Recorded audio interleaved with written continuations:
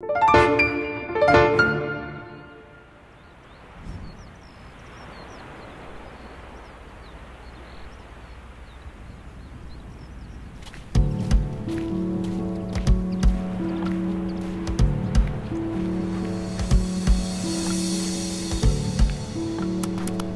habiter à côté de la mer. Je suis très sensible à ça. Quand t'es à la mer, t'entends le bruit des vagues, ça t'apaise et tout. C'est vraiment trop bien. J'adore cet endroit.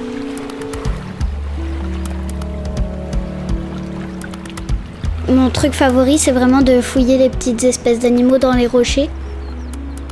J'ai découvert plein d'espèces.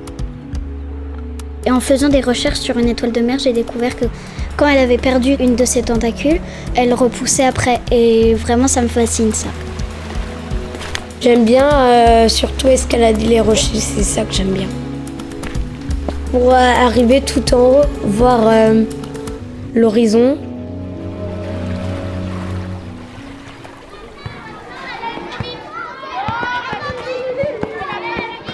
L'atelier paysage, si jamais vous terminez assez tôt, rien ne vous empêche de rejoindre. Je pense qu'on a assez pollué comme ça, donc il faut essayer de trouver un moyen et pas continuer. On sait qu'on préserve un peu l'environnement selon ce qu'on fait. Je pense que je peux agir, et surtout si on est plusieurs à agir et à faire plein de petits gestes chaque jour. Et après, on essaye de trouver une idée pour que tout le monde s'y intéresse. L'aire marine éducative, ça sert à protéger la nature, à connaître les plages qui sont près de chez nous. Alors une aire marine éducative ou une aire terrestre éducative, c'est le même principe.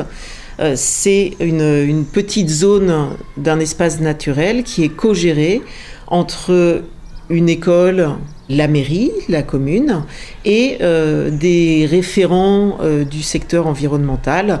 Donc c'est tous ces intervenants-là qui se définissent une petite zone sur laquelle ils vont faire des propositions, que ce soit au niveau de la préservation de certaines espèces, au niveau de l'information des visiteurs, des touristes, là où on habite nous.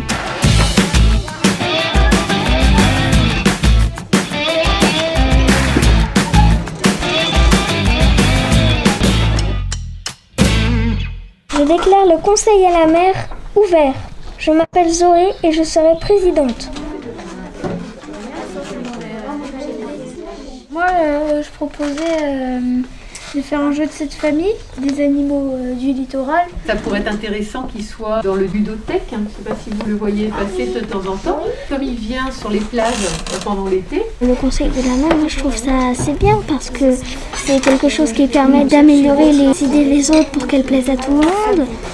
Des fois les enfants ont des idées plus riches, des fois les adultes ont des idées plus riches aussi, mais ils peuvent mélanger leurs idées et voir ce que ça donne. Comme ça, on peut faire le trait en ce qui est possible de faire et ce qui n'est pas possible de faire. Qui vote pour l'action 1 ?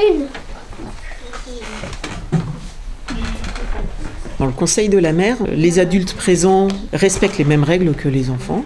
Et c'est le lieu où on va faire le point sur ce qui a été fait et puis envisager les actions futures qu'on aimerait mener. C'est une manière de faire l'école différemment. Les enfants sont super impliqués. Ils sont à fond pour apprendre, partager. Ils ont envie que tout le monde sache ce qu'ils ont appris et voir leur environnement proche finalement avec un autre œil. Est-ce que je le remets dans l'aquarium ?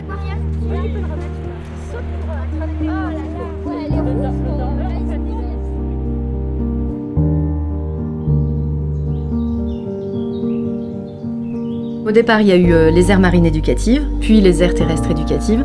Nous, ici en Limousin, c'est vrai que c'est un paysage très boisé. Ce qui est intéressant, c'est le fait que ce soit une zone humide, tout près de l'école.